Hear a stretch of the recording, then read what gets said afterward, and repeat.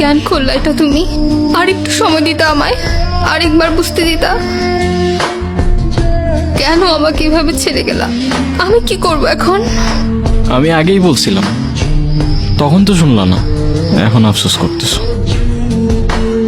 আমি ঠিকই জানতাম তুমি কাঁদবা, কিন্তু তখন বুঝলাম না। প্রথম প্রথম সবকিছু কত সুন্দর থাকে, তাই না? তারপর চেঞ্জ হইতে থাকে, ইন্টারেস্ট, বিহেভিয়ার আর সাথে ইমোশনস।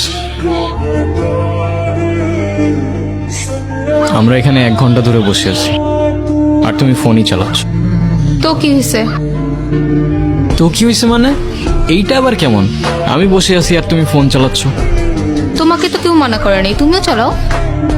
ফোন চালাইলে তো আমি বাসায় বসেই চালাইতে পারতাম, তোমার সাথে এসে কেন বসে আছি?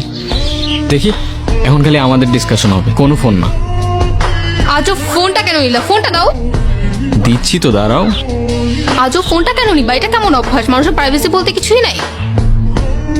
দিচ্ছি তো, দাঁড়াও। নাও নাও। এত রিয়াক্ট করলা কেন বুঝলাম না। রিয়াক্ট করার মতো কাজ করছো, তাই করছি। তোমার বিহেভিয়ার গুলো না দিন দিন চেঞ্জ হয়ে যাইতেছে। আমি আগের মতোই আছি, মেবি তোমার আর আমাকে ভালো লাগে না। তোমার এক্সপেকটেশন দিন দিন বেড়ে যাচ্ছে।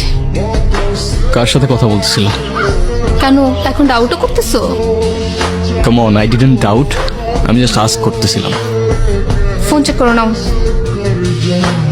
নাও। লাগবে না। কেন এখন চেক করবে না কেন? Because I trust you.